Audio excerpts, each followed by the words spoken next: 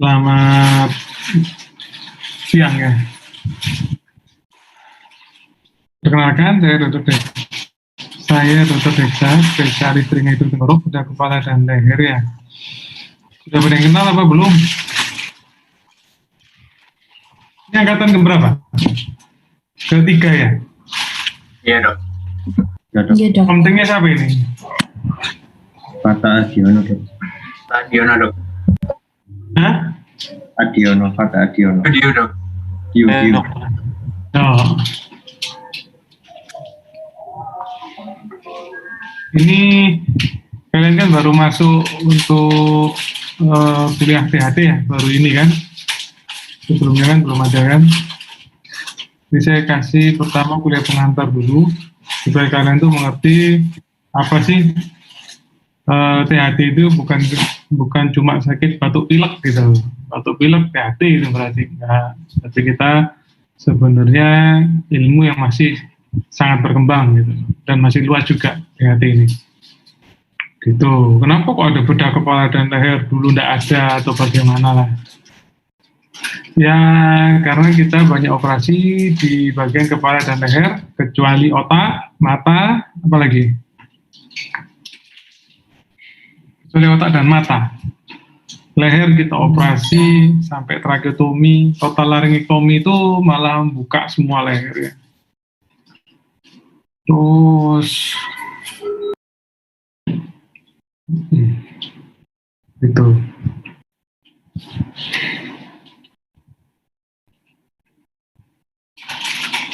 Ini sih PowerPoint saya ini sama kayak sebelum-sebelumnya kok. Kalian nggak dikasih kakak kelas ya ta?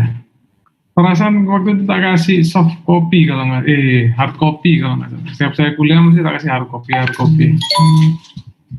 Tuh. Ya. Ini sepintas seperti ini ya.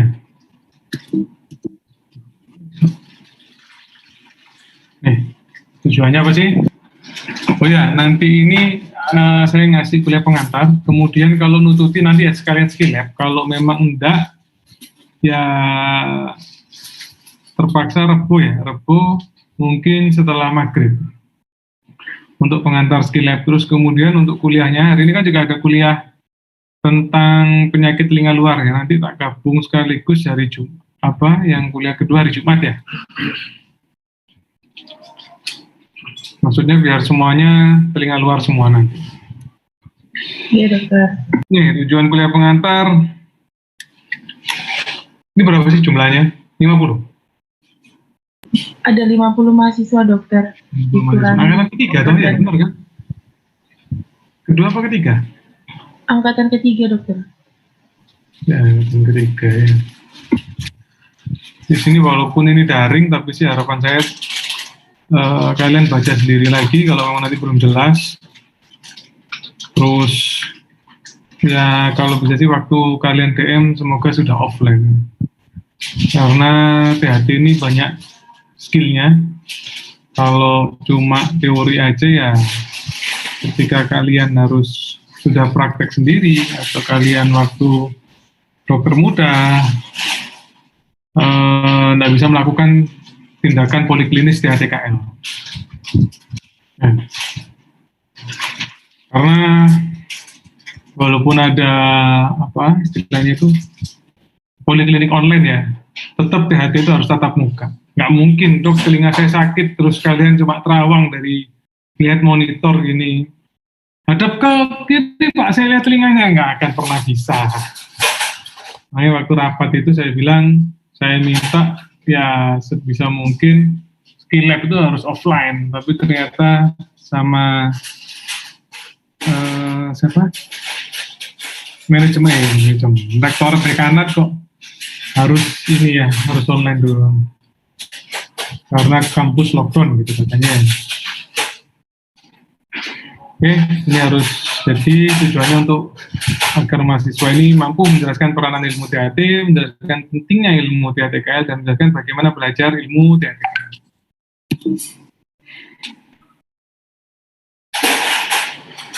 Peranan ilmu THTKL Nih, apakah ilmu kesehatan TTKL ini ilmu kesehatan telinga, hidung, tenggorok, bedah, kepala, dan leher? Bahasa Inggrisnya otorinolaryngology, head and neck surgery. Jadi kalian kalau mungkin cari jurnal atau apa, ketik ini otorinolaryngology. Ilmu yang mempelajari kesehatan telinga, hidung, tenggorok, bedah, kepala, dan leher.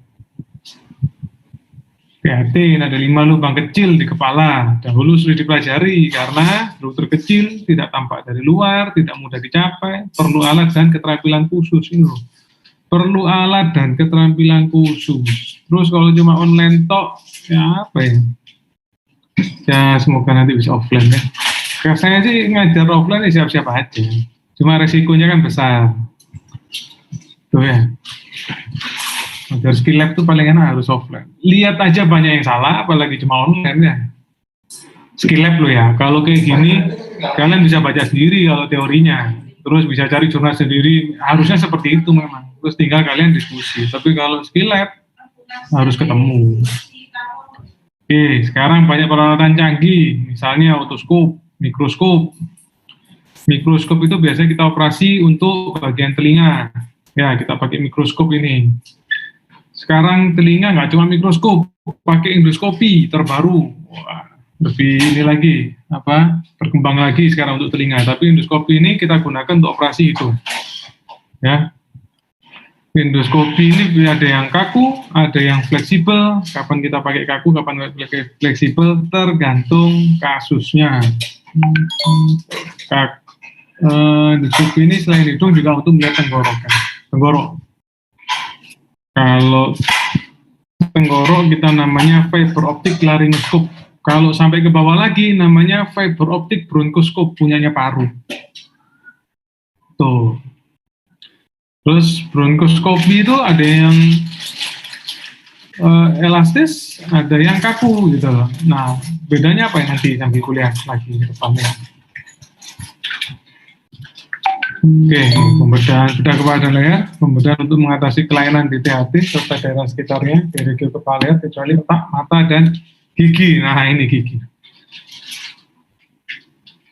Ada kelainan THT, tapi penyebabnya bukan di bidang THT. Apa itu? Yaitu karies gigi atau gangren gigi, menyebabkan bisa kalau di atas ya berarti sinusitis, kalau ke bawah dia bisa abses leher dalam. Abses leher dalam. Penyebabnya biasanya paling sering gigi. Kalau otak ya sudah di luar dari anunya THT ya. Mata ya dokter mata ya. Nih, telinga. Untuk mendengar, kalau ada keluhan sedikit, ada otitis media bisa tuli.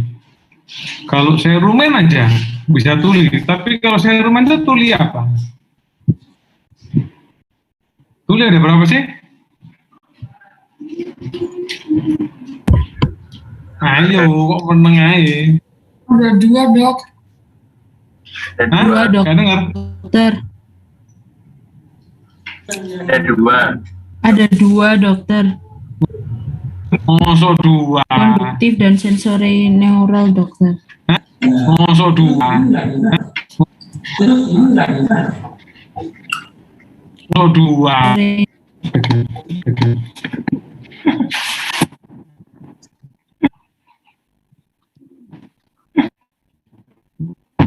Ya,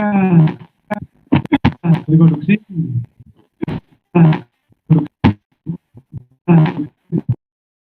Dokter, mohon maaf, suaranya tidak jelas, dokter. Suaranya kenapa? Tadi sempat tidak terdengar, dokter. Seperti nggak kedengaran. Ada 3 ya, tuli konduksi, tuli sensori neural, sama tuli campuran. Dengar? Kedengaran, dokter? Dengar gak, Dek? Dengar, dokter. Yo, yang aktif ini ya, siapa namanya, kontennya aktif yo. Kalau aku tanya langsung jawab ya. Kalau yang lain-lain mau wis ngikut aja, silakan. Terus, nah ini, kalau dia serumen termasuk tuli apa?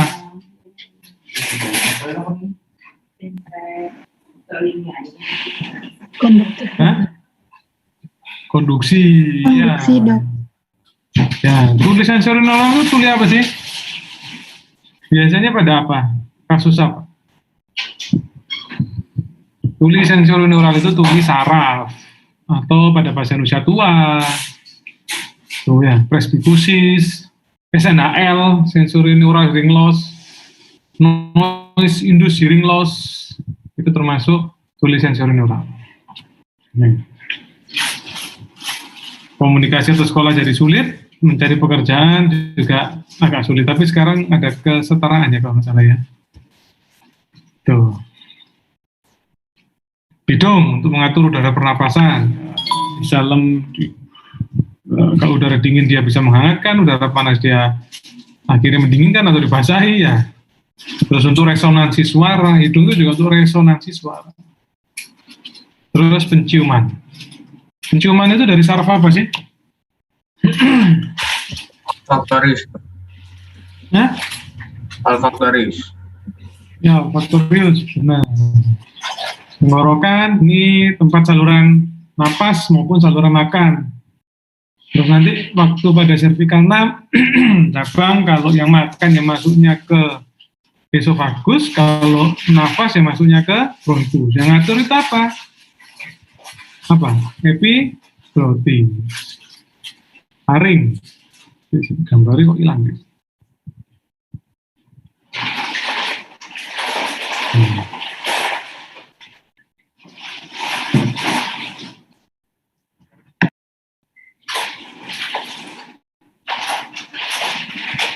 Laring, sumber suara untuk bicara, sumber suara ya.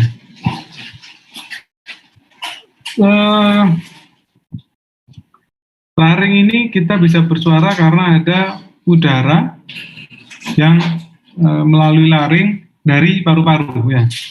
Kalau udaranya itu ada udara yang kuat, ada kuat. Kalau nggak kuat ya bisa suara paru. Contohnya apa? Pada pasien TBC, pneumonia, suaranya juga akan hilang gitu loh.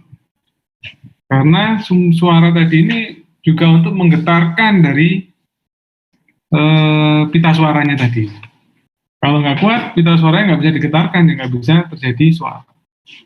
Sumber suara di situ. Terus akhirnya kita bisa bicara. Tapi sebelum bicara, kita harus mendengar dulu. Gitu. Kalau orang makanya, kalau orang udah pendengar menurun, otomatis dia nggak bisa bicara. Akhirnya apa? Tuna bicara ya. Tuh.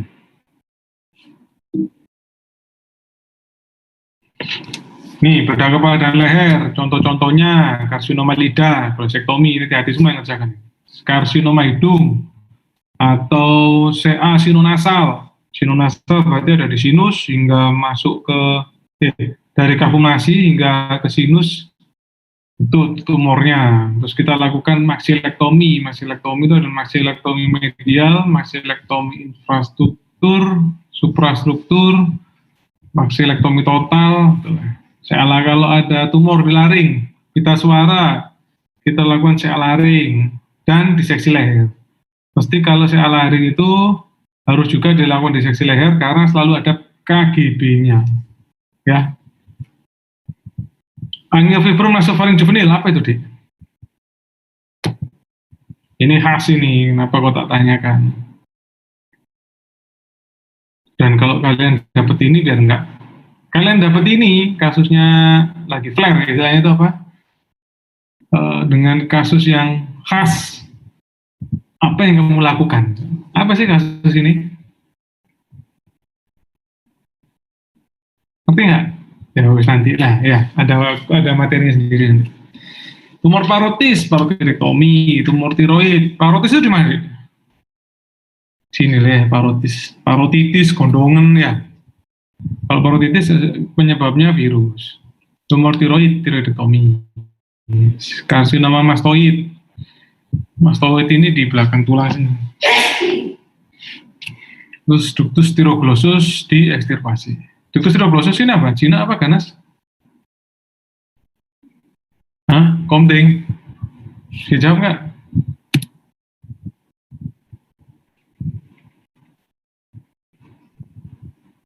Nah, baca lagi ya.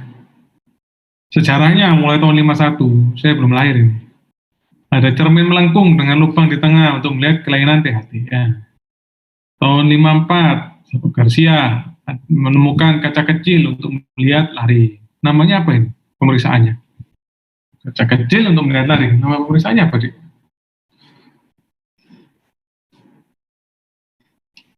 Ini sederhana loh, Dik. Apa namanya?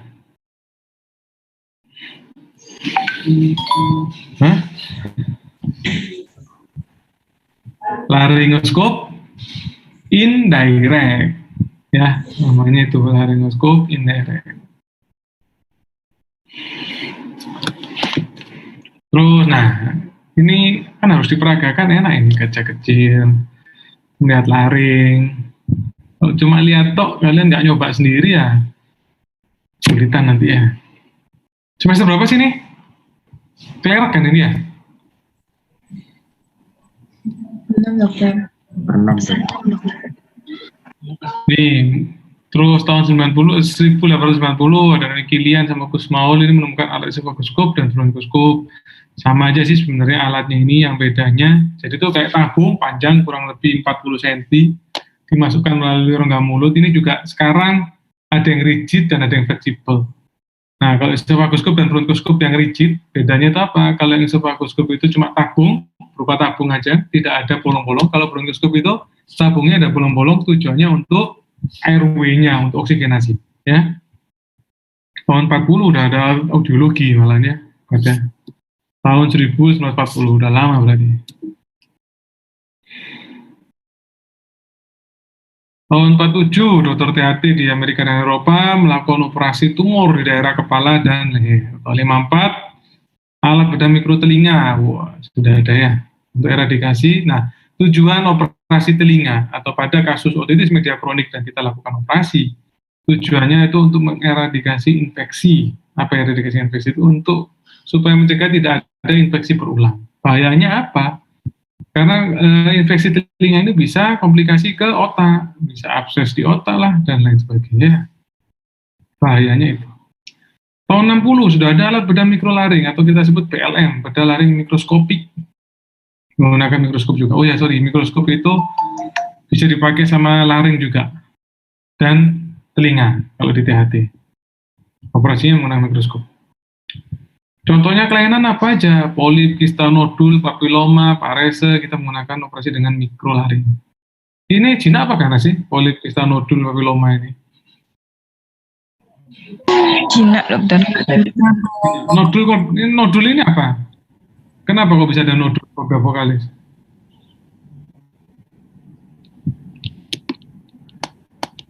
Hah?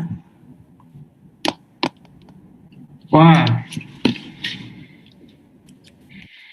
Apa itu nodul korda vokalis?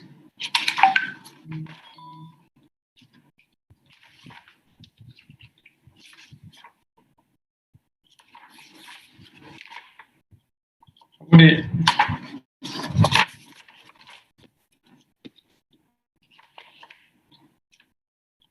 Belum ada yang baca tadi ini.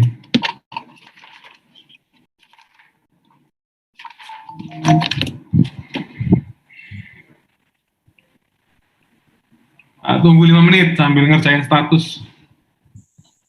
Oh, jawaban apa itu nodul korda vokalis? Browsing aja. Browsing aja.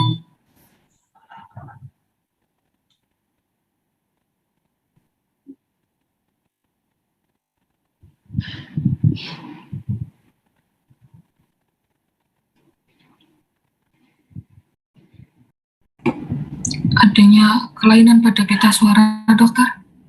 Iya, ya memang semuanya itu ada kelainan pada pita suara. Penyebabnya apa? Peradangan, dokter. Nah, masuk browsing, untuk keluarnya peradangan. Karena penggunaan pita suara yang berlebih, dok. Nah, gitu loh. Betul. Biasanya pada apa? Pada siapa? Penyanyi yang suaranya melengking-lengking. Contohnya siapa? Ini kemarin Adele ya, itu. Oh iya, Raffi Ahmad ini kemungkinan ya bisa aja ya. Kan sempat suaranya salah-salah juga ya. Terus, oke, sama guru ya, singers nodul, teachers nodul, Biasanya sih disebutnya itu. Terus alat BSEF itu bedah sinus endoskopik fungsional, itu sudah tahun 1980. Ini untuk pasien dengan keradangan hidung dan sinus paranasal secara endoskopik. Untuk pasien polip, kasusnya rhinosinusitis, polip itu kita menggunakan. Terus tahun 2000, polisomnografi. Apa itu? Baku emas untuk diagnosa obstructive sleep apnea. Oh, obstructive sleep apnea jadi ngoro. Ya, segini untuk mengetahui apakah ada OSA apa enggak. Nih, zaman dulu kayak gini nih. Nggak ada lampu, masih belum ada lampu mungkin ya. Lihatnya jadi ini lampu dari sini dipantulkan, mereka ini pacar mentok gitu. Ya, lampunya dari sini dia. Seret mantulkan, masukkan ke sini, soro ya. Ya, sampai sekarang sih modelnya kayak gini, pakai kursi puder ini saya ngelakuin kayak gini juga ini kursinya. Memang paling nyaman pakai kursi ini. Pasiennya posisinya nggak enak ini, seharusnya harus tegak ya. Kalau pasien posisinya sendernya kayak gini, sulit kita periksa ya. Tegak Pak, nah, posisinya salah, nggak berhadapan, tapi bersinggungan ya. Sudah lihat video saya belum? Mau nanti ada video saya nanti ya. Buatkan video. Wah ini dulu ini zaman belum ada jajanan dari corona ini, jadi kita gerombolan kayak gini. Nah karena ini ada corona, ada pandemi, dan memang seharusnya THT itu waktu kalian melakukan THT harus menggunakan universal precaution ya. Apalagi kalian buka-buka mulut, buka-buka hidung, maskernya juga minimal ya, harus pakai KN95 ya, terus pakai lapisi lagi sama masker bedah, pakai cap ya, pakai Google. Saya nggak pakai face shield karena ini kita pakai lampu, akhirnya ganggu nanti waktu ada lampunya, ada face shieldnya ya. Terus gown ya, pakai gown, pakai itulah intinya sih universal precaution ya. Tuh.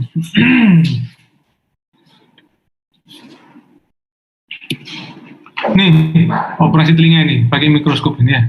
Ini mastoid. Ini operasinya dibor. Ini tulang dibor ini. Oh, ada batas-batasnya. Batasnya lupa saya. Ada batasnya untuk ngebor mastoid ini.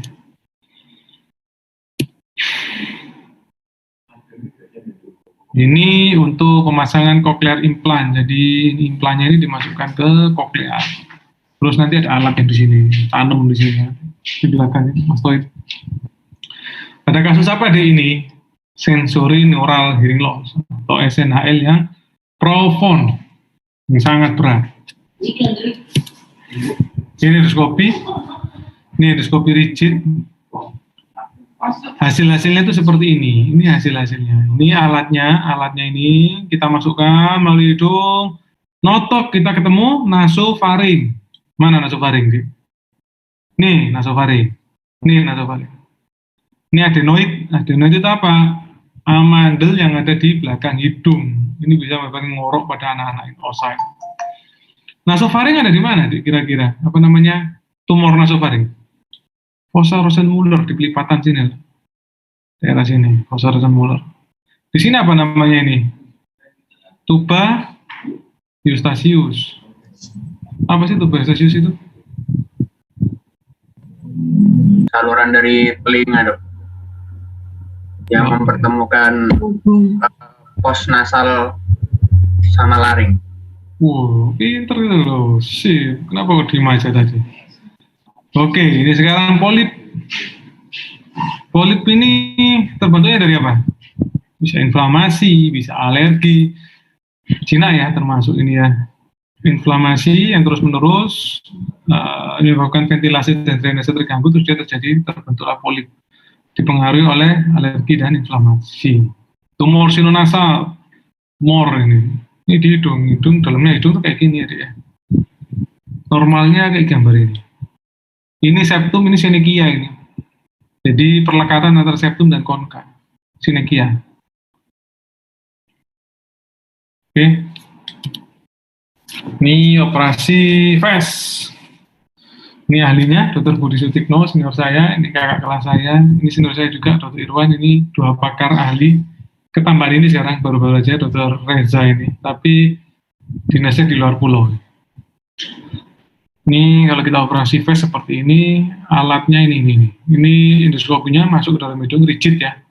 Terus kita lihat monitor, jadi kita nggak lihat bawah, lihatnya nih, lihatnya ke kursor saya kelihatan ya, kursor saya. Nah ini, jangan di sini semua ya. Nah ini layarnya.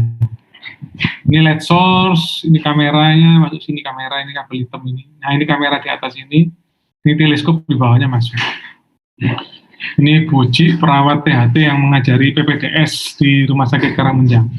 Rumah Sakit Karangmenjangan, beliau banyak berjasa untuk mengajari saya, mengajari teman-teman untuk operasi-operasi. Hebat, Buji ini namanya. Tuh. Nah ini pemeriksaannya saya bilang, laringoskop indirect, menggunakan kaca laring. Ya, nanti waktu skill lab kita pelajari bareng-bareng. Ini laringoskop direct. Alatnya sama kayak punya anestesi nih, lihat ini. Sama kan? Bedanya apa? Blade-nya kita yang THT ini lurus blade-nya. Kalau kamu sudah muter anestesi, blade-nya ini menggok gini. Tujuannya kita untuk mengevaluasi korda vokalis dan mengait dari epiglotis, kalau dia itu cuma untuk menarik aja untuk melihat dan memasukkan dari endoskop intubasinya. Ini yang fleksibel. Fleksibel itu lentur ya, Dek ya. Nanti ini dia operatorkan di sini. Jempolnya ini kalau kalian sering main PS, nah ini operatornya di sini nih. Untuk kursornya, untuk arahnya ya, ini jempol kiri. Kanan untuk masukkan ya. Terus apa yang dilihat ini? Saya terangkan ini apa namanya, Dek? Yang tak tunjuk ini apa namanya? Ini loh.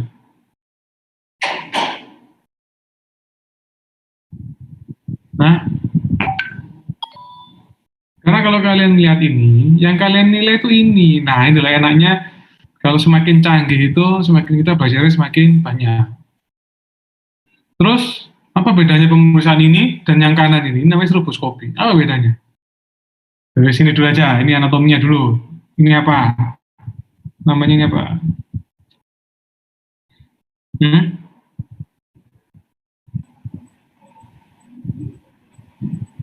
Ini apa ini? Apa sih ini? Ini apa sih? Laring, ya oke benar. Ini apa namanya? Hah? Itu epiglotis bukan? Ya betul. Terus ini apa ini? Itu plika vokalis dong, bukan? Ya ini korda vokalisnya ya. Terus ini apa ini? Itu bukan sekat pembagi dok, faring sama laring. Apa? Sekat pembaginya faring sama laring dok, bukan? Gak jelas deh. Iya. Ini apa ini? Sini, daerah sini. Atasnya ini loh. Ini apa? Ini apa?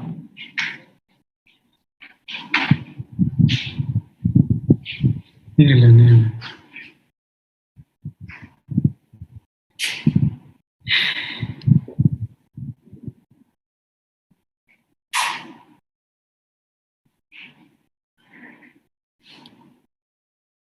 Nah, bentar lagi stroboskopi. Ini loh tadi saya bilang nodul vokal. Dia itu khasnya di sepertiga anterior, kanan kiri ada sama.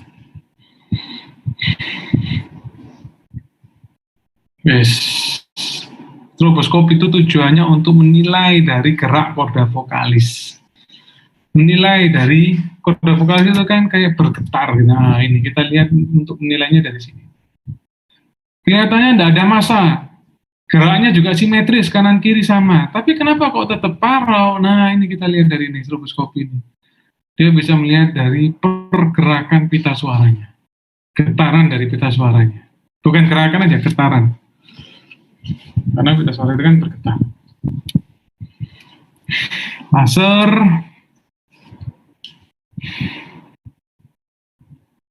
Untuk operasi di ini laring. Ya, tapi saya belum pernah pakai ini laser ini. Nih, mikroskop telinga, ini pemeriksaan untuk laryngoskop, teleskop, forceps ini teleskop. Ini untuk laryngoskop direct. Nah, ini blade-nya ya, lihat ini ya. Blade-nya ini lurus-lurus semua. Ini berbagai macam ukuran, mulai dari bayi, anak-anak sampai dewasa. Ya, blade-nya anestesi kamu harus tahu ini. Kalau hati-hati lurus, kalau anestesi dia menggok. Gini, kayak bulan sabit ya.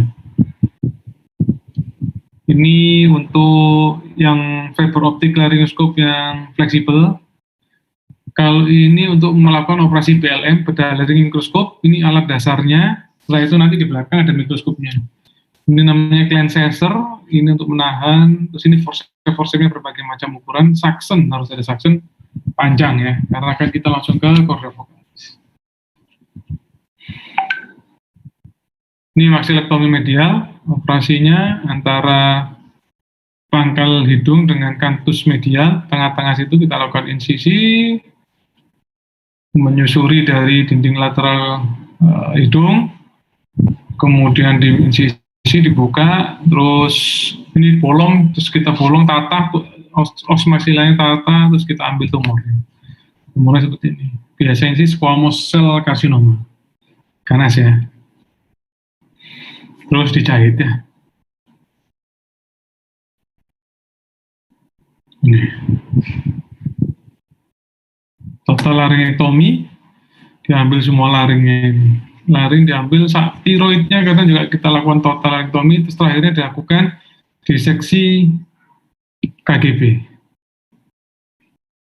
Ya, mengapa masih perlu belajar ilmu THT? Karena mukosa THT saling berhubungan, infeksi mudah menjalar dari satu lokasi ke lokasi lain.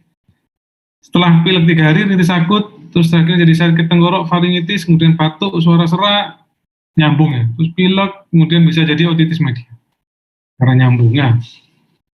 Penyakit mudah diagnosis dan terapi oleh dokter umum, jadi kalian harus belajar. Karena ini pasien ini sering kalian kalau sudah jadi dokter umum paling banyak datang ya batuk pileknya tadi. Ya, mudah didiagnosis dan terapi oleh dokter umum. Ada penyakit akut dan sangat berbahaya hingga perlu segera dirujuk. Contoh benda asing di jalan napas, laring, trakea, bronkus untuk kita lakukan bronkoskopi. Kemudian laringitis akut pada bayi atau anak, trauma laring atau trakea derajat berat, tumor laring atau tonsil lanjut, obstruksi jalan nafas atas, hingga kita lakukan trakeotomi. Ada stadiumnya itu sesuai kriteria Jackson, ada sampai stadium 4 untuk mengetahui sumbatan pada jalan nafas atas. Nah ini, ada penyakit berbahaya seperti OMSK, otitis media suppuratif kronik maligna, ini kapan untuk perlu operasi mastoidektomi. Tadi saya bilang kenapa ini bom waktu, dia bisa jadi abses di otak ya, bisa mengakibatkan kesadarannya menurun. Ya, ada kelainan berbahaya untuk jangka lama, misal benda asing esofagus bisa dehidrasi, perforasi esofagitis korosif, hingga stenosis esofagus.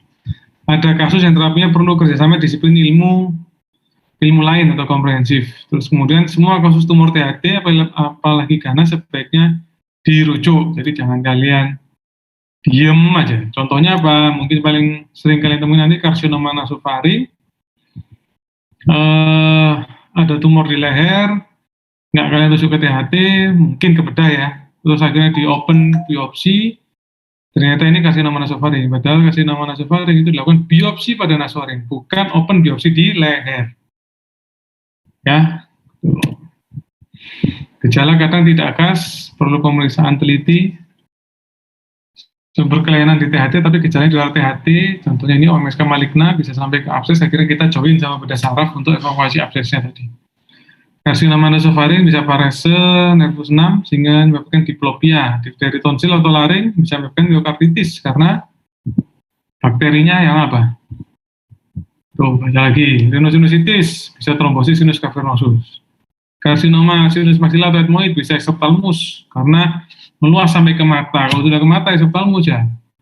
Kemudian dilakukan eksentrasi sama teman sejawat mata ya. Jadi join up waktu operasi, maksilektomi tadi, yang gambar di depan. Nih, sumber kelainan di luar THT, tapi gejalanya THT, contoh gangren gigi, saya sebutkan, abses leher dalam, sinusitis maxilla ya. TBC atau tumor paru, kardiomegali, parese, kardiovokalis. Suaranya parau, sirip Below Pontin Angel. Tumor, gejalanya tuli sensori nol. Bagaimana belajar? Baca dulu sebelum kuliah. Ikuti atau hadiri kuliah. Ya, menghormati guru. Lafal Sumpah Dokter saya akan memberikan pada guru saya penghormatan dan pernyataan terima kasih selayaknya. Jangan belajar dari soal ujian, karena tidak membangun kerangka berpikir komprehensif, soal lama mungkin tidak keluar lagi atau diubah. Knowledge, harus tahu knowledge yang nice to know, must to know, dan harus tahu pelajari ilmu THT dasar, kemudian skill, pelajari cara pemeriksaan dan terapi, attitude. Tuh. Nah ini, nice to know, should know, dan must know. Must know harus diberikan dalam kuliah, didiskusikan, dan diujikan. Should know tidak harus diberikan di kuliah, sebagai diketahui tidak diujikan ke seluruh. Nice to know tidak diberikan di kuliah dan tidak diujikan. Syarat lulus dokter sulit ya, kalau terapi salah sudah meninggal lulus. Nah, bukankah hanya salah 20% ya, tetapi ini paling penting, jadi mahasiswa harus diluluskan. Tujuan pendidikan dokter mampu melakukan diagnosa dan terapi. Kalau rencana terapi salah, berarti belum mampu. Ringkasan, banyak penyakit atau kelainan TTKL yang dapat diterapi oleh dokter umum, mahasiswa perlu belajar ilmu kesehatan TTKL. Beberapa penyakit atau kelainan TTKL berbahaya sehingga harus cepat dirujuk ke rumah sakit atau dokter spesialis THT. Mahasiswa harus tahu kasus gawat darurat di bidang THT. Sangat penting menghadiri kuliah dan membaca diktat kuliah dengan teliti karena ringkas, padat, lengkap, dan terarah. Sudah? Ada yang mau tanya nggak? Kalau masih ada waktu mau lanjut skillab boleh sih.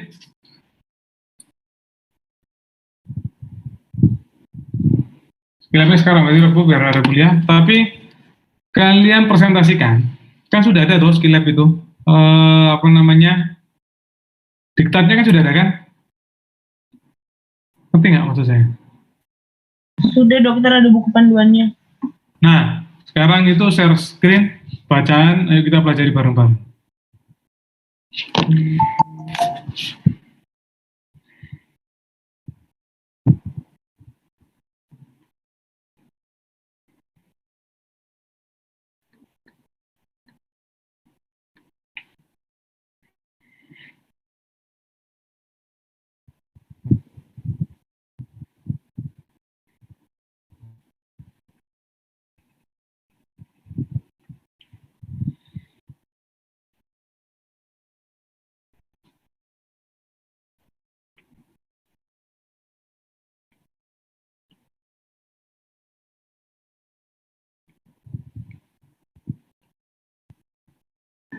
Mohon izin untuk share screen ya dokter.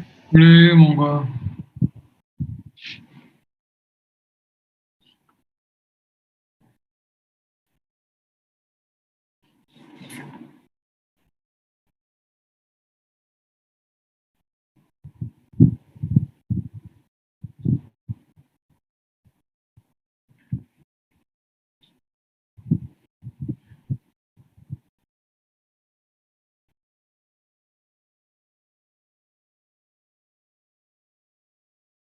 Ya punten dokter, ini langsung ke checklist atau bagaimana nih dokter?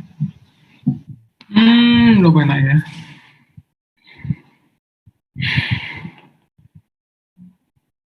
Teorinya nggak ada, nah?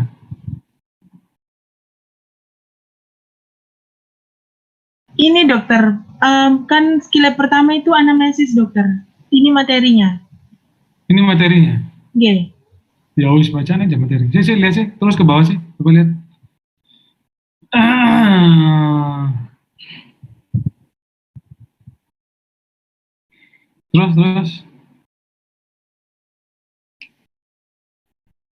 Terus bacaannya sedikit kok kan. Awal ini masih anamnesis. Oke dok, masih anamnesis awal. Ya wis belajar bareng aja, cuma tinggal baca aja kan. Oke dok.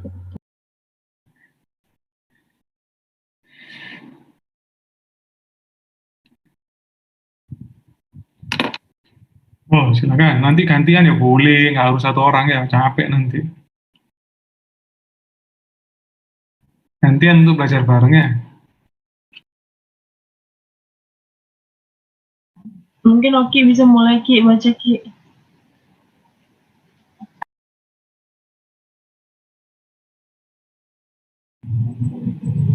Bisa agak di zoom lagi kami. Enggak. Bisa dulu, bisa dulu. Apa sudah terzoom? Lagi bentar. Oke, udah. Terima kasih. Ya, silakan dibaca.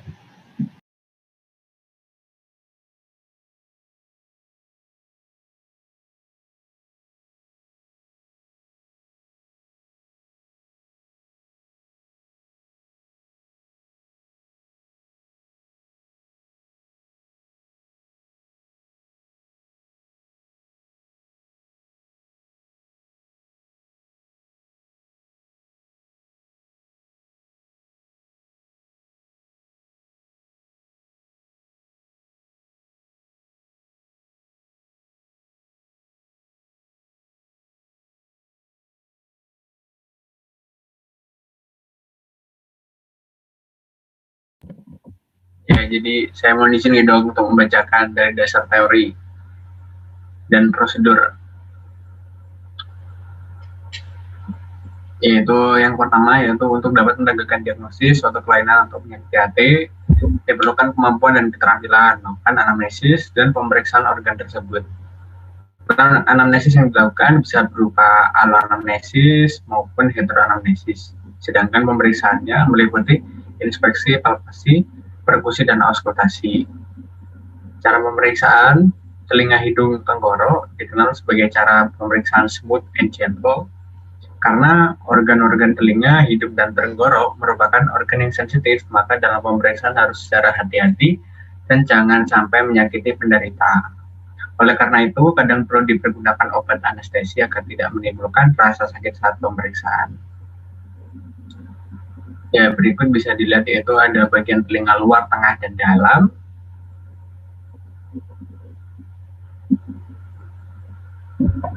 Yaitu untuk telinga luar batasnya dari telinga bagian luar sampai telinga bagian membrana timpani.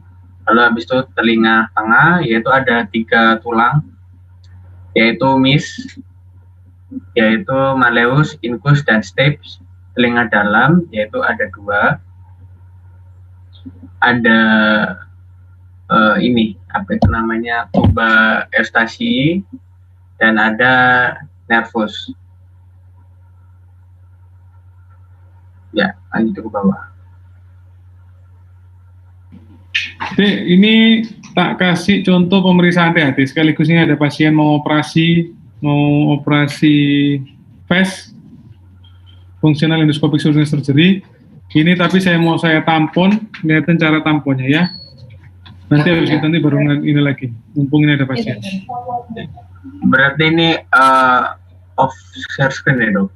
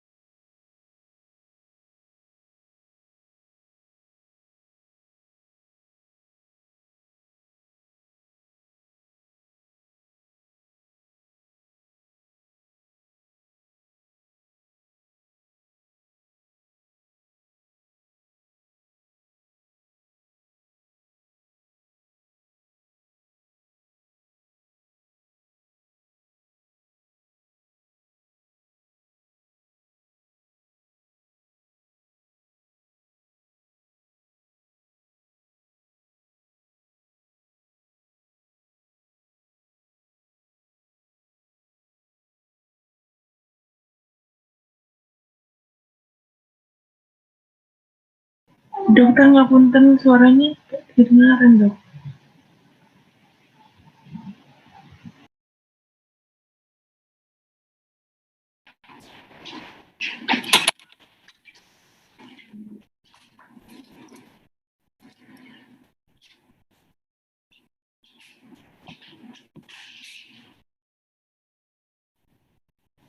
Ampun dulu ya, Pak, lihat dulu ya. Ampun Mbak.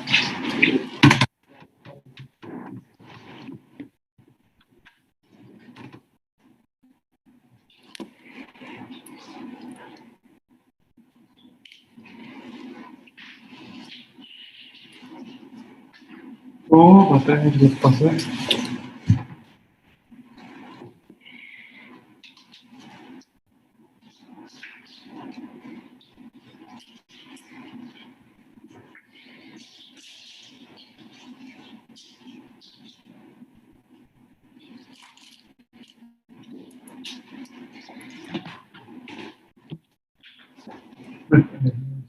Terus kok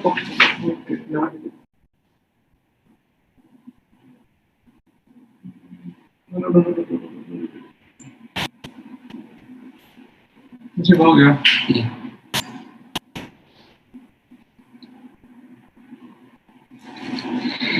Lendirnya warna apa terakhir? Hijau ya.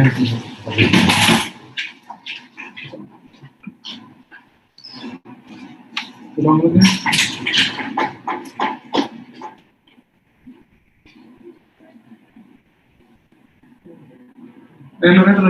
Turun dulu. Coba. Sekarang ini mana ini puluh? Ini. Hah? Ini atas. Jangan lagi. Bekas tambalan ini kan? Iya. Iya.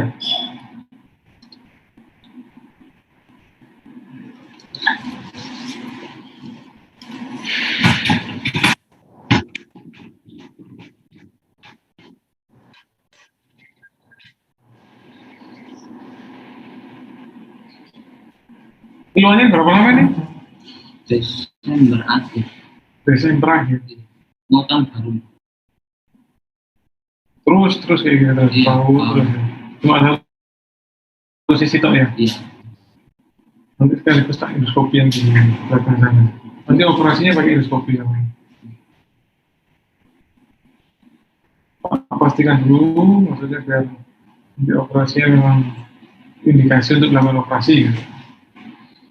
Sebentar mas, nunggu operasi dulu mas.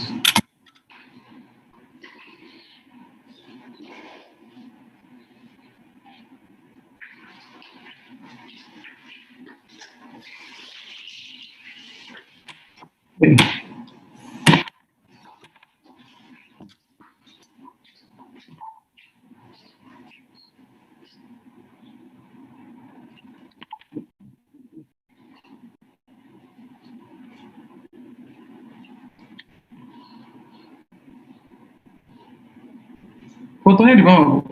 Di bawah. Ya. Jadi saya lihat lagi, Bu.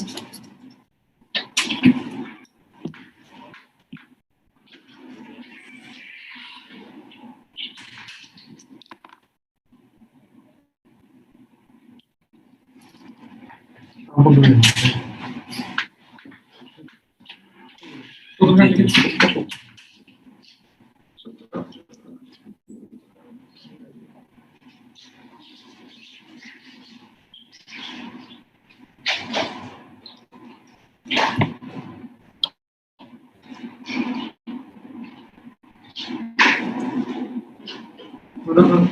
Terus lagi.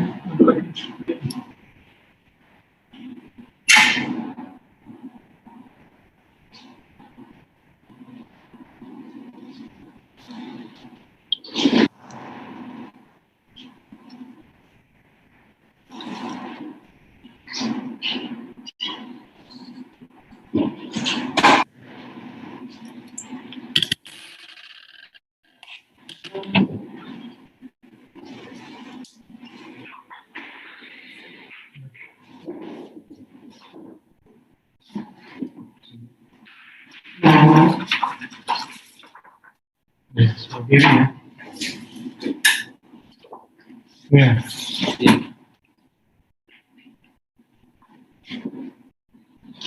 Jadi nanti ini operasinya di total, terus alatnya masuk dari rongga hidung untuk menembus tulang pipinya. So, terus itu digunakan untuk dari operasi ini untuk diagnostik dan terapi. Jadi diagnostik untuk mengetahui di sini memang ada kecairan atau tidak.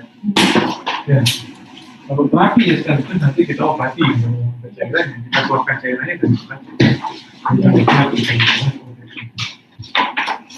kalau nanti operasi ini tetap ada keluhan, ini ada operasi tambahan. Dan jadi progres kali ini sudah membaik. Dan nanti setelah dari sini langsung tak rujuk ke gigi. Ya, sampai sekarang gigi masih sakit. Meningkat dan kayak ada benjolan di sini. Kayak cuma di atas gigi yang paling. Kadang keluar gitu. Iya, kayak kalau dipecah itu kayak mana putih. Oh, nggak ketok. Ini lihat lagi sih. Nah, ini kan. Kursi yang keluar ini. Nah. Oh itu, iya. Tugas tambahan itu ya. Iya.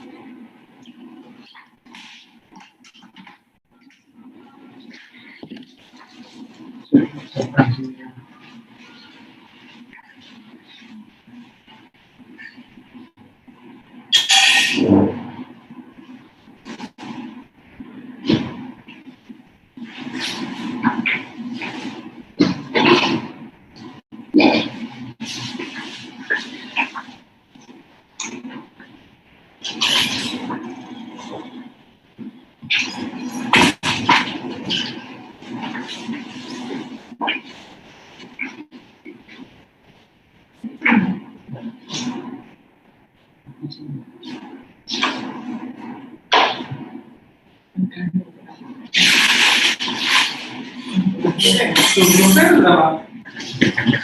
Oh yang ini belum.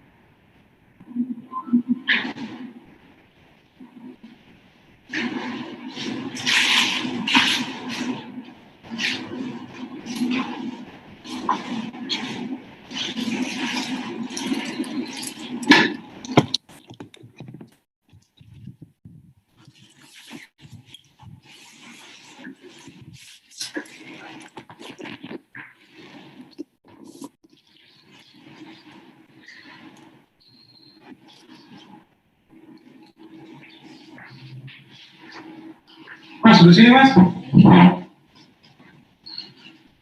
Enggak di kursi itu dokter. Duduk. Gak apa-apa sini aja mas. Duduk. Ah, ya. Enggak kalau mau lihat. Saya belum dihidupkan. Nanti jenang lihat di layar itu.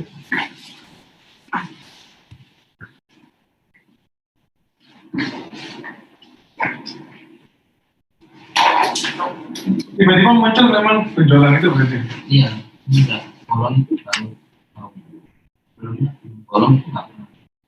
Oh gitu, memang benjol gitu ya.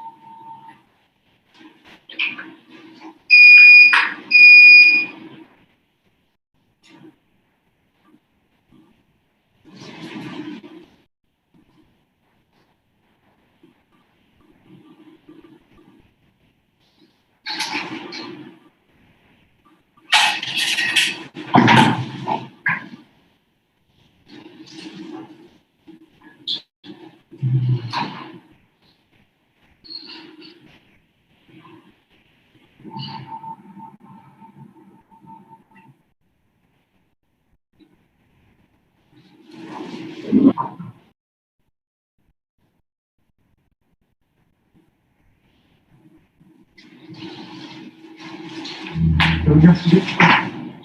Mundur sedikit.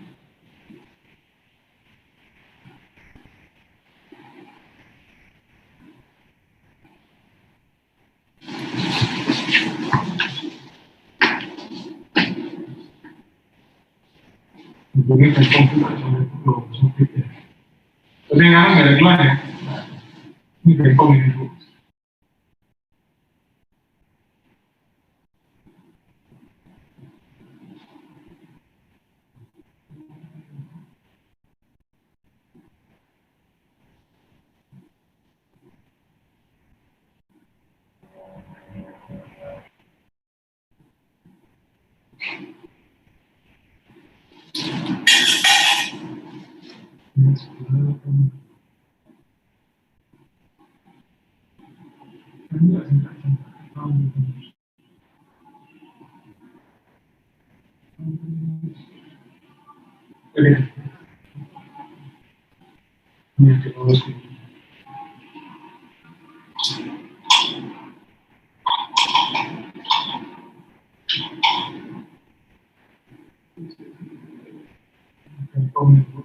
Nanti foto ya.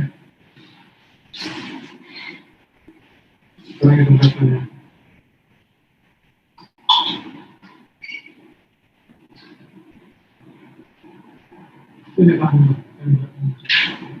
Punya bawa HP lah Bu, foto, mau di foto nggak apa-apa.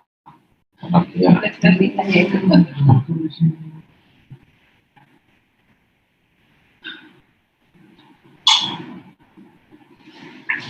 Terus sudah. Yang di kanan Bu, yang di kiri. Sampingnya ada noise ini kalau itu tadi memang kayak gini aman aja di belakang hidung. Normalnya nanti bakal melihat sendiri. Terus, nah yang sebelah kanan ini, apa yang di kiri ini kayak ada lendirnya. Di sini ada lubang sinus, jadi sinusnya di sini ada lubangnya, keluarnya dari sini. Ini bikin bawahnya nggak enak. Tujuannya operasi tercuci, setelah itu nanti baru rujuk ke gigi. Oh, gitu. Atau nanti gigi nanti di lapor operasi apa. Udah, tunggu dulu nanti Mas.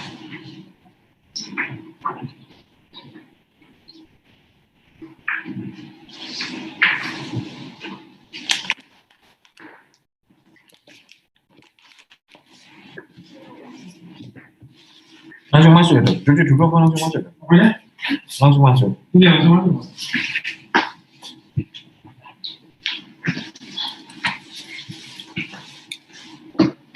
Awalnya apa gitu?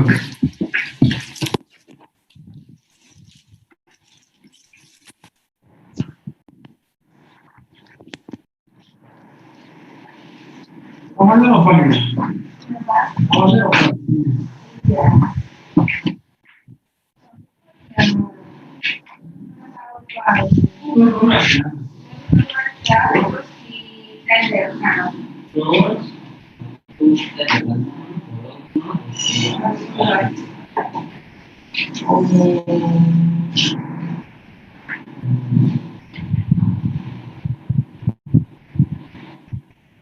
Menanyakan kalau sudah kita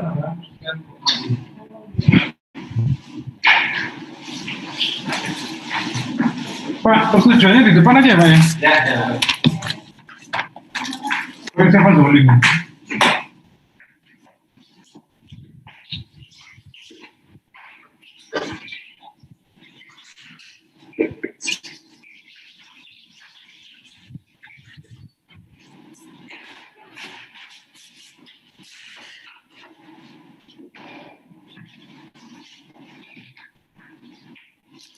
Oh, lanjutkan deh. Enggak, lanjutkan lagi. Iya dokter.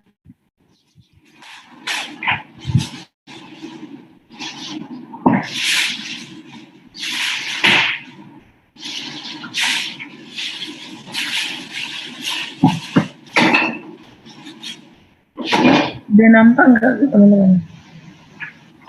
Ya, Bi.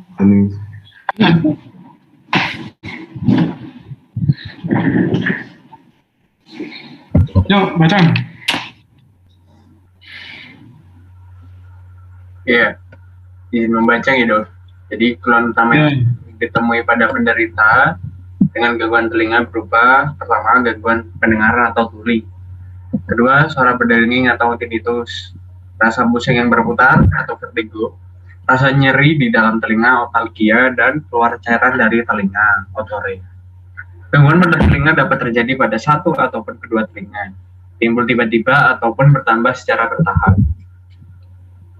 Gangguan pendengaran dapat terjadi akibat trauma kepala, trauma akustik, infeksi yang disebabkan parasitis, influenza berat, dan meningitis, atau sebagai efek samping dari pemakaian obat yang bersifat ototoksik. Gangguan pendengaran dapat diderita sejak bayi, sehingga biasanya disertai juga dengan gangguan bicara dan komunikasi. Gangguan pendengaran biasanya disertai dengan tinnitus atau suara berdenging pada awalnya, walaupun pada beberapa kasus ketulian dapat terjadi total dan mendadak. Gangguan telinga luar dan telinga tengah dapat menyebabkan tuli konduktif, sedangkan gangguan telinga dalam menyebabkan tuli syaraf, mungkin tuli koklea atau tuli retrokoklea. Pada tuli konduktif terdapat gangguan hantaran suara, sedangkan pada tuli syaraf terdapat tuli campur merupakan kelainan perseptif dan sensori neural. Kombinasi tuli konduktif dan tuli syaraf dapat merupakan satu penyakit ataupun karena dua penyakit yang berbeda. Vertigo merupakan keluhan gangguan keseimbangan dan rasa ingin jatuh. Perubahan posisi biasanya mempengaruhi kualitas dan kuantitas vertigo. Vertigo biasanya juga disertai dengan keluhan mual, muntah, rasa penuh di telinga, dan telinga berdenging, yang kemungkinan kelainannya dapat terjadi di labirin atau disertai keluhan neurologis seperti disartia dan gangguan penglihatan sentral. Kadang-kadang keluhan vertigo akan timbul bila ada kekakuan pergerakan otot leher, penyakit diabetes mellitus, hipertensi, aterosklerosis, penyakit jantung, anemia, kanker, sifilis dapat menimbulkan keluhan vertigo dan tinnitus. Otalgia biasanya merupakan nyeri alih dari rasa nyeri pada gigi molar, sendi rahang, dasar mulut, tonsil atau tulang servikal. Sedangkan otore dapat berasal dari infeksi telinga luar, namun bila sekret banyak dan bersifat mukoid, umumnya berasal dari infeksi telinga tengah. Bila sekret bercampur darah, harus dicurigai adanya infeksi akut berat atau keganasan, dan harus diwaspadai adanya LCS bila cairan keluar seperti air jernih. Berikut adalah langkah-langkah dalam anamnesis penyakit telinga, yaitu yang pertama pasti sambung rasa yang berisi memperkenalkan diri, menanyakan identitas, menanyakan keluhan utama, dan informasi pada pasien. Kedua, anamnesis, alasan datang ke rumah sakit atau ke dokter. Lalu yang ditanyakan yaitu ada sakit, otalgia. Beberapa yang harus ditanyakan yaitu sejak kapan, didahului karena apa, trauma atau kemasukan benda asing, ataupun pilek. Apakah disertai gejala-gejala yang lain, lalu habis itu diferensial diagnosis dari otalgia seperti otitis eksterna, otitis media akut, dan mastoiditis. Lalu yang kedua yaitu kurang dengar atau pendengaran berkurang atau hearing loss. Ini sejak kapan, didahului oleh apa? Penyebab gangguan pendengaran yaitu yang pertama kongenital atau kelainan anatomi, otitis eksterna dan media, bisa akut, bisa kronik, trauma, atau lalu selanjutnya serumen atau corpus alineum, ototoksis, degeneratif, noise induced, lalu yang terakhir neoplasma. Yang C, berdengung atau tinnitus, yaitu sejak kapan, didahului oleh apa, apakah menderita penyakit lain seperti DM, hipertensi, dan hiperkolesterolemi. Lalu ada DD tinnitus, yaitu bisa karena serumen atau corpus alineum, dan otitis eksterna juga otitis media akut atau kronis. Keluar cairan atau otorea. Ini sejak kapan, didahului oleh apa? Terus cairannya ini bagaimana? Yaitu bisa jernih atau keruh, cair atau kental, warnanya gimana? Kuning, kehijauan atau kemerahan, lalu berbau atau enggak. Apakah keluar cairan disertai dengan darah? Disertai oleh gejala yang lain seperti demam, telinga sakit, pusing. Lalu juga harus mencari DD otore. atau perforasi membran timpani, granulasi polip liang telinga, dan terakhir infeksi pada otitis media. Seperti itu. Sama yang lain.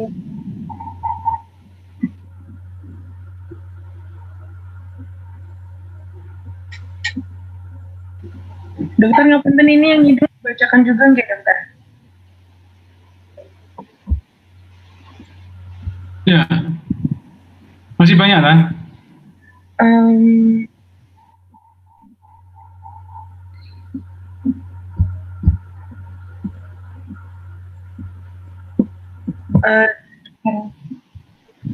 Empat halaman 6 dokter. Ya, wis gak apa-apa ya. Iya mungkin bisa dibacakan.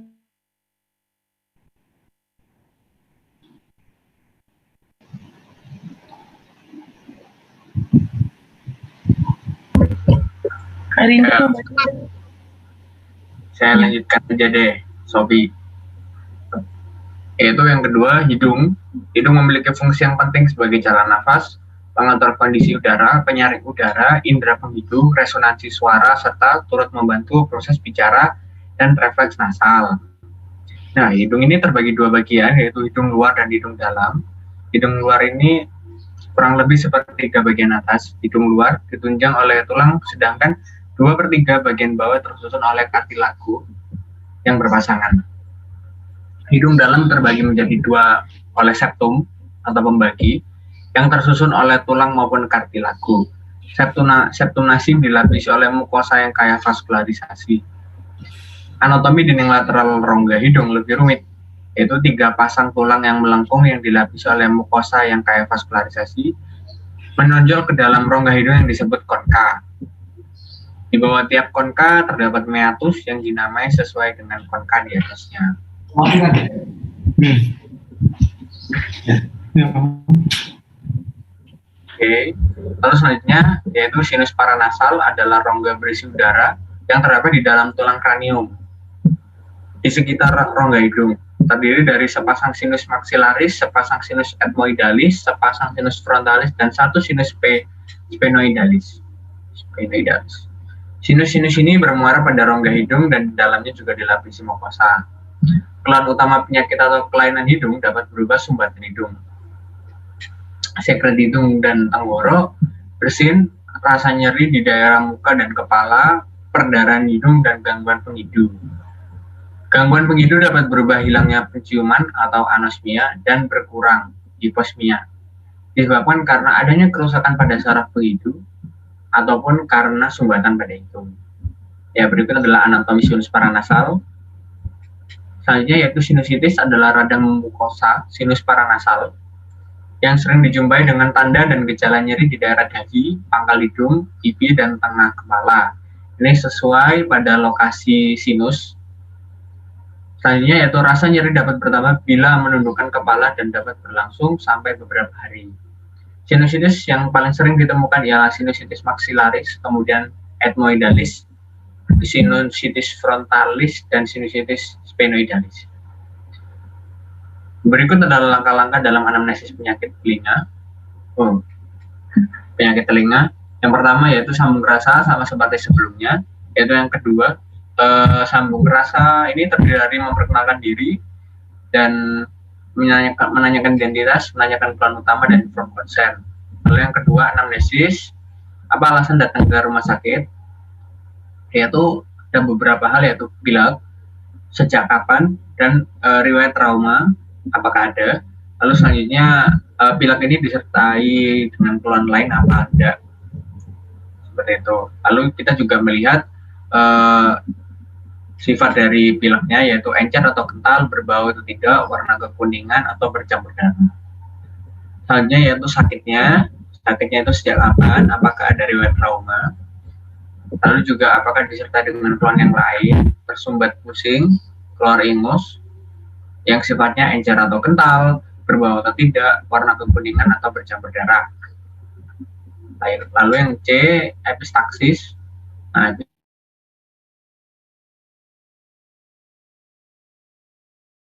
campur lendir atau enggak. lalu disertai bau atau enggak, lalu yang terakhir disertai gejala lain atau tidak, seperti panas, batuk, pilek, suara sengau. Obstruksi nasi atau obstruksi nasal, hidung tersumbat. Nah, ini sejak kapan? Makin lama makin buruk atau enggak, disertai keluhan lain atau enggak, seperti gatal, bersin, rhinorea, mimisen, berbau atau tidak. Lalu obstruksi hilang timbul atau tidak, menetap makin lama makin berat pada segala posisi, tidur misal, lalu dirinya juga dicek, ada rinitis akut, kronis dan alergi, masuknya benda asing, polip hidung atau tumor hidung, kelainan anatomi seperti deviasi septum atau atresia konka, trauma, bisa juga trauma fraktur os nasal. Lalu rinolalia, sejak kapan, terjadi saat apa, atau pilek atau enggak, disertai gejala-gejala lain atau tidak, lalu selanjutnya ada riwayat trauma kepala atau tidak, ada riwayat operasi hidung atau tidak, ada riwayat operasi kepala atau tidak. Lalu selanjutnya tenggorok. Nah, berdasarkan letaknya, faring dibagi atas, nasofaring, orofaring, dan laringofaring. Ya, jadi nasofaring terletak di bagian rongga hidung, di atas palatumol, pada dinding posterior lateral terdapat recessus pharyngeus, dan di depannya terdapat muara tuba auditiva. Mukosa pada bagian atap dan dinding posterior nasofaring kaya akan jaringan limfoid disebut tonsilla pharyngia. Lalu orofaring terletak di antara palatumol dengan batas atas epiglotis. Bagian ini dihubungkan dengan nasofaring oleh suatu lengkungan yang disusun oleh arcus palatinus, arcus glossopalatinus, palatumol, dan uvula. Pada fossa antara kedua arcus, yaitu plica anterior dan plica posterior, terdapat tonsilla palatina. Pada basis lidah juga terdapat jaringan limfoid yang disebut tonsilla limoalis. Ketiga jaringan limfoid tersebut bersama dengan adenoid membentuk rangkaian yang disebut ring of Waldeyer. Yang ketiga yaitu laringofaring merupakan kelanjutan ke kaudal dari orofaring, makin menyempit dan akhirnya membentuk muara esophagus di bagian posterior dan berhubung dengan adductus laryngis di bagian anterior. Di sebelah lateral dari epiglotis dan adductus laryngis terdapat recessus yang disebut sinus piriformis. Lalu laring merupakan pintu masuk ke saluran nafas yang dilengkapi adanya plica vokalis yang bergetar dan bergerak membuka menutup sehingga dapat menghasilkan suara. Sedangkan fungsi faring terutama untuk respirasi, proses menelan, resonansi suara, dan artikulasi. Keluhan di daerah faring umumnya berupa nyeri tenggorok atau odinofagi, rasa penuh dahak di tenggorok, rasa ada sumbatan dan sulit menelan, disfagi. Kelainan yang sering dijumpai pada faring yaitu tonsilitis, faringitis, tonsilofaringitis, dan karsinoma nasofaring. Faring merupakan bagian terbawah dari saluran nafas bagian atas, bentuknya menyerupai 5 segitiga terpancung, dengan bagian atas lebih besar daripada bagian bawah. Laring berfungsi untuk proteksi, batuk, respirasi, sirkulasi, menelan emosi, serta fonasi. Fungsi laring untuk proteksi ialah mencegah makanan dan benda asing masuk ke dalam trakea dengan jalan menutup adductus laring dan rima glotis secara bersamaan. Selain itu, dengan refleks batuk, benda asing yang telah masuk dikeluarkan kembali ke dalam trakea dapat dibatukan keluar. Suara farau merupakan gejala penyakit yang khas untuk kelainan tenggorok, khususnya laring, terkait dengan fungsi fonasi dari laring. Sedangkan lainnya dapat berupa batuk, disfagi, dan rasa ada sesuatu di tenggorok. Kelainan yang sering dijumpai pada laring yaitu laringitis, paralisis otot laring, dan tumor laring. Ya, lalu selanjutnya berikut adalah langkah anamnesis tenggorok, yaitu sambung rasa seperti sebelumnya sama. Lalu anamnesis, keluhan utama, A. Sakit untuk menelan, odinofagi, dan sulit untuk menelan, disfagi. Nah, ini yang ditanyakan yaitu sejak kapan, apakah disertai keluhan di bibir dan rongga mulut, apakah disertai dengan keluhan lain, disertai keluhan menelan atau enggak. Lalu dirinya bisa benda asing, faringitis akut atau kronis, alergi, tonsilitis akut atau kronis, adanya massa, lalu GERD, divertikulum, struktur, akalasia, dan gangguan neurologi. Lalu bisa serak. Nah, ini hoarseness. Sejak kapan? Apakah disertai keluhan yang lain seperti sesak nafas atau batuk? Apakah dari riwayat trauma? Nah, batuk, apakah batuk dulu baru serak? Apakah serak dulu baru serak? Serak dulu baru batuk. Maaf. ED bisa laringitis akut atau kronik, alergi, TB, nodul, neoplasma, GERD, dan gangguan neurologi. Dari penjabaran di atas dapat disimpulkan anamnesis sistem pendengaran dan penghidung merupakan anamnesis yang meliputi organ telinga, hidung, dan tenggorok. Maka, secara garis besar, anamnesis penyakit sistem pendengaran dan penghidung tidak berbeda dengan penyakit-penyakit yang lain. Namun, ada beberapa tambahan yang penting untuk ditanyakan. Hendaknya selalu ditanyakan tentang adanya keluhan spesifik pada tiap organ, baik telinga, hidung, maupun tenggorok. Selain itu, menanyakan tentang waktu atau onset kejadian suatu penyakit adalah sangat penting dalam menggiring suatu diagnosis utama. Contoh seseorang dengan nyeri tenggorok dengan onset kejadian 1 hari yang mendadak atau akut dengan keluhan yang sama dengan onset 1 minggu atau subakut atau 1 bulan kronik dapat memiliki diagnosis yang berbeda. Nah, berikut adalah hal-hal yang perlu ditanyakan dalam anamnesis, yaitu identitas pasien, nama, usia, dan seperti yang kalian lihat. Lalu selanjutnya yaitu keluhan utama, yaitu dari telinga, hidung, dan tenggorok beda-beda. Ya, seperti kalian bisa lihat sendiri.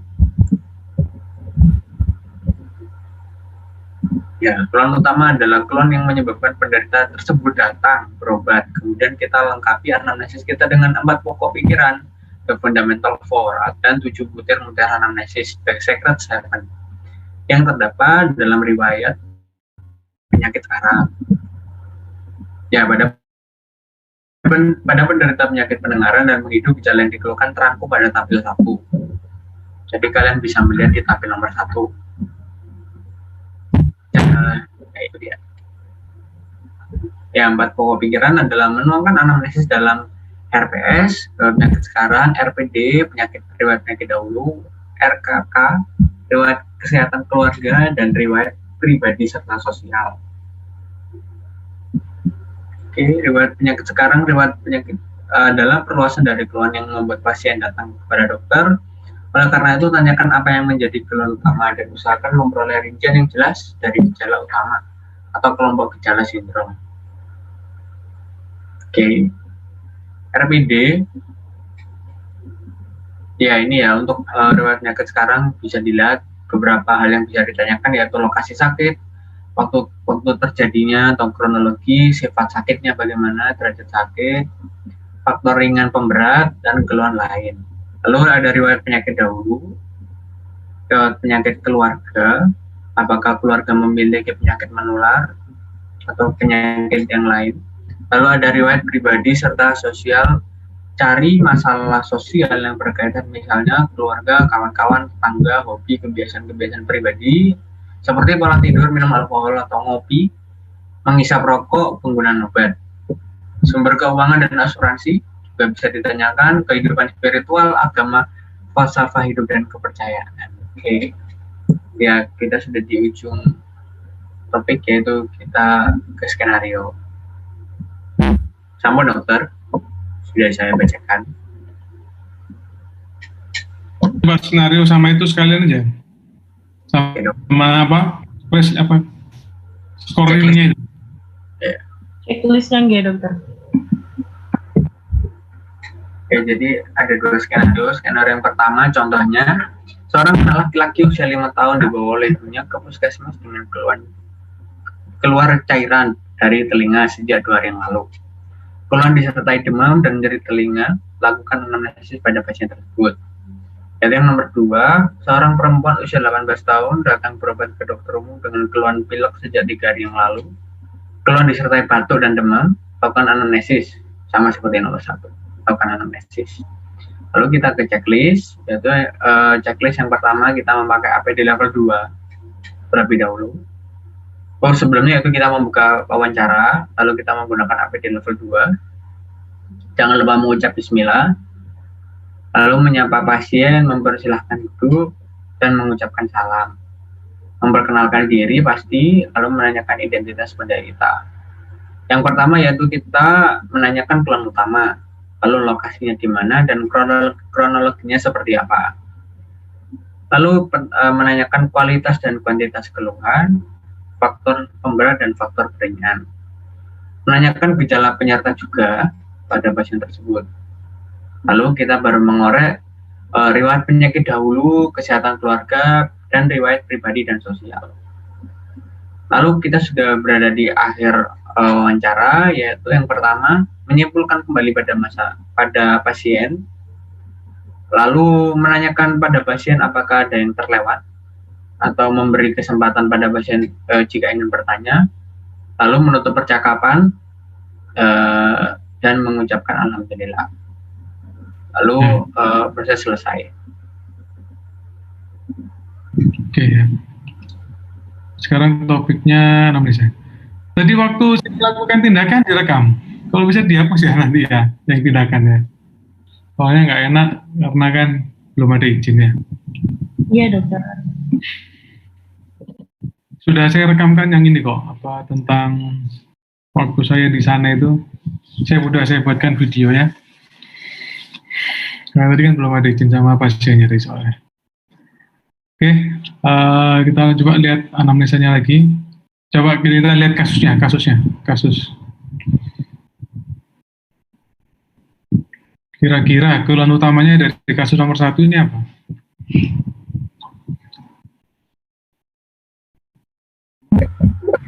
Keluar cairan dok. Nah? Keluar cairan. Ya, ini kurang spesifik ya. Telinganya mana? Kanan atau kiri ya? Jadi yang pertama, keluhan utamanya keluar cairan dari telinga kanan sejak 2 hari yang lalu. Ini keluhan utamanya, ya. Keywordnya ini, apa kuncinya? Kemudian, setelah itu apa lagi? Setelah keluar cairan, apa yang kamu tanyakan menurut dari checklistmu tadi itu? Kalau sesuai dengan checklistmu tadi. Sejak kapan waktunya dokter? Setelah menanyakan keluhannya, kita tanyakan keluhannya itu muncul sejak kapan? Kan sudah nih, sejak 2 hari yang lalu. Iya. Kronologisnya dokter. Jadi tanyakan keluar cairannya itu, kalian galinya, ini baru pertama atau ini sudah berulang? Apa dulu pernah kayak gini juga? Tujuannya apa? Ini kronis atau ini suatu akut? Ya, yang bedakan akut dan kronis itu apa? Dia ada riwayat berulangnya. Itu maksud saya ya. Keluar cairan dari telinga, ini baru ini atau sudah dulunya pernah Bu? Itu. Terus, oke.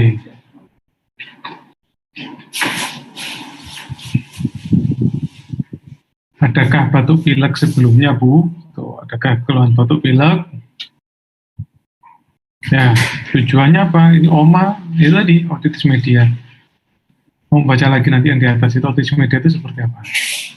Terus, kemudian, setelah itu apa lagi?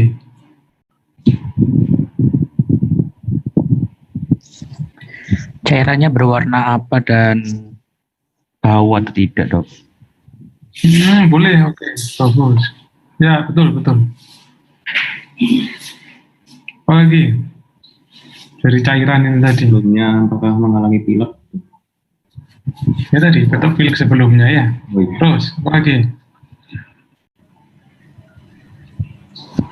Jumlah cairan yang keluar. Banyak atau sedikit? Boleh, maksudnya gini, cairannya terus-menerus keluar atau ketika apa keluarnya gitu loh. Ya, cairannya itu seperti apa? Seperti tadi temanmu tadi ngomong, warnanya apa? Seperti umbel enggak Bu? Gitu loh cairannya ya. Atau cuma bening encer atau umbel kayak kental kehijauan gitu loh maksud saya. Oke, terus apa lagi?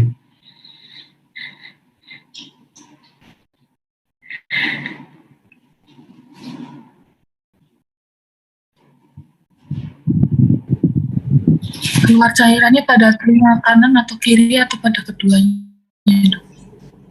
Itu tadi kan saya bilang dari awal ini harus jelas telinganya telinga apa, kanan apa kiri tadi. Ya.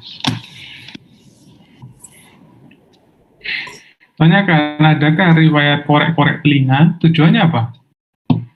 Berarti arahnya kemana? Kalau korek-korek telinga arahnya ke UI. Kalau enggak, ya berarti ini arahnya ke otitis media akut. Tuh ya. Terus ada demam, ada nyeri telinga gitu. Nyeri telinga itu ya bisa karena otitis medianya. Nyeri telinganya itu bagaimana kalau otitis media? Nyeri telinga hebat biasanya. Sebelumnya ada nyeri telinga hebat, tiba-tiba mendadak langsung nyeri telinga. Karena dia oma sebelumnya. Ya. Karena bomban dari MT, bomban dari MT, sehingga dia terasa nyeri. Nyerinya dari bomban dari MT tadi. Terus apa lagi?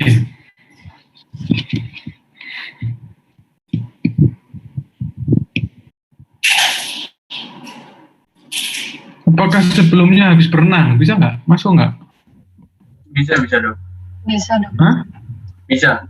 Ya, karena ada gangguan pada tubannya gitu. Ya itu bisa oma, nanti larinya bisa serumen, bisa UI.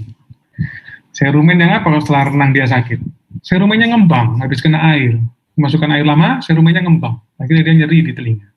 Tuh ya. Tapi untuk membedakan ini oma atau OE atau OMK ya dari keluar cairannya ini tadi, warnanya apa, benar tadi teman-temanmu tadi bilang tadi.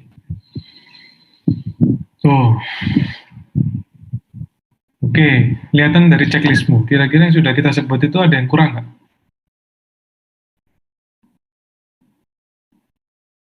Jangan lupa pakai APD ya, level 2 ya.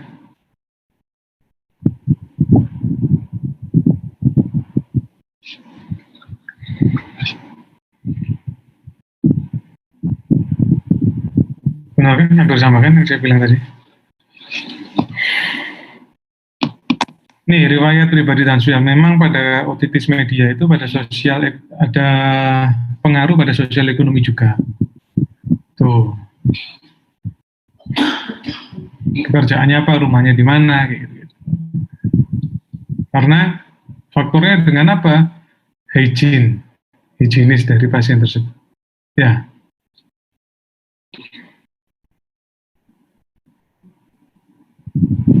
Berarti menanyakan itu bagaimana ya dokter untuk riwayat pribadi dan sosial pasien? Nah, tinggalnya di mana? Satu rumah berapa orang? Terus rumahnya itu daerah mana gitu loh. Kemudian apa lagi ya? Orang tuanya kerja apa gitu.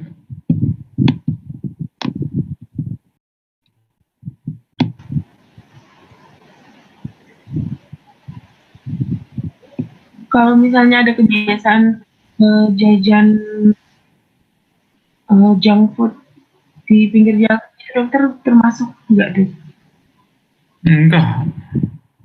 Lebih karena kebiasaan apa kalau telinga itu? Ya mungkin dia renang di kali atau apa gitu. Kalau airnya itu nggak bersih, nggak pakai PDAM. Gitu sih.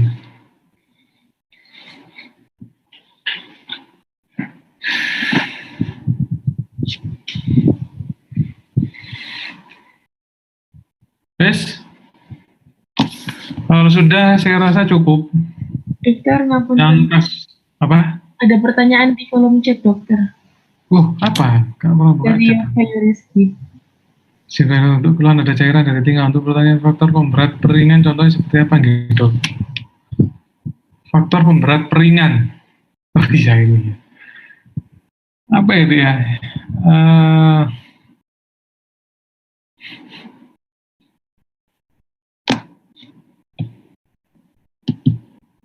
Oh gini, pada makan makanan tertentu, contoh ya, kalau dia ada riwayat alergi, mungkin kalau setelah makan telur atau apa, keluar, atau mungkin setelah dia minum es, terus lebih banyak dok cairannya keluar kalau setelah dia minum es, karena apa? Terganggu drainasenya, kayak gitu contohnya.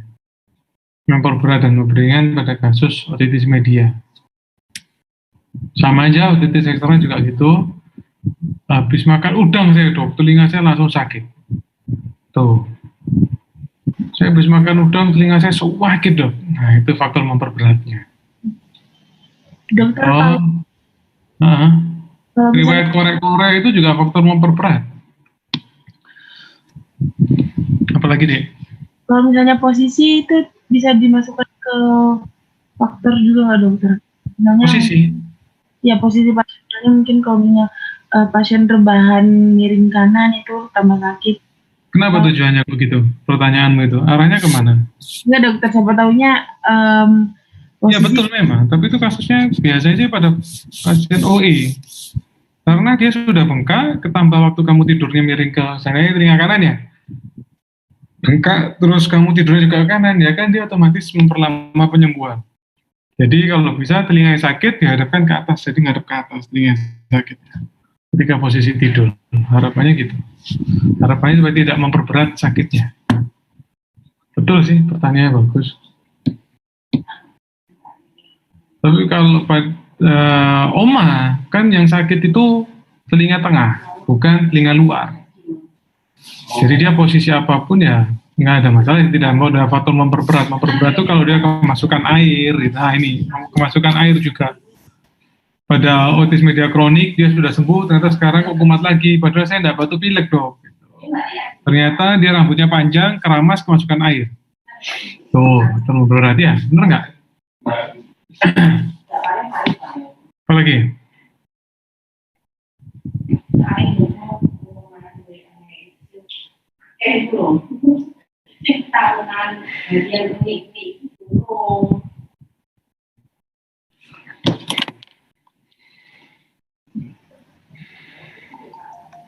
Mungkin kalau sudah nggak ada yang bertanya, mungkin sudah paham dokter. Kenapa? Ini teman-teman sudah tidak ada yang bertanya dokter. Sudah? Kalau sudah skilab kan berarti Rebo ya, kemarin nggak jadi ya, berarti hari ini semua ya. Terus nanti kuliahnya yang telinga luar itu kan sebenarnya ada hari ini sama besok, kalau tak lihat jadwalnya sih, tak gabung semua besok semua ya. Kalau Jumat, nah ini masih belum tahu, antara sore maghrib atau habis sholat Jumat. Ya, nanti WA lagi. Gitu sih.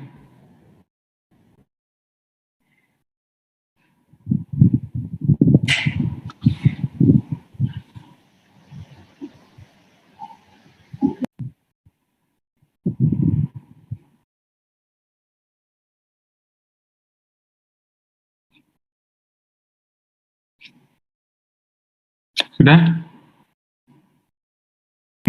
Iya dokter.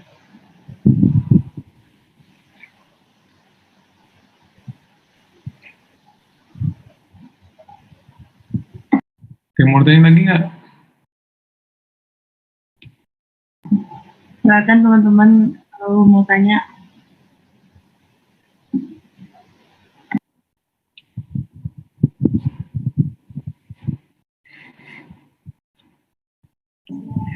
Kalau sudah pesan saya cuma tadi toh video yang pemeriksaan, kalau bisa dihapus ya karena kita belum ada izin ke pasiennya.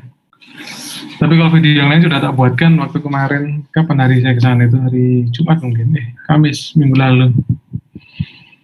Tuh, kalau sudah tidak ada yang bertanya, kalian belajar ya, besok itu penyakit telinga luar apa aja, jadi nanti kalau saya tanya atau mungkin kalian ada yang bingung mau ditanyakan, kita bisa diskusi bareng ya. Iya dokter. Semoga kuliah hari ini bermanfaat. Semoga kita selalu sehat. Assalamualaikum warahmatullahi wabarakatuh. Waalaikumsalam. Terima kasih dokter. Waalaikumsalam warahmatullahi wabarakatuh.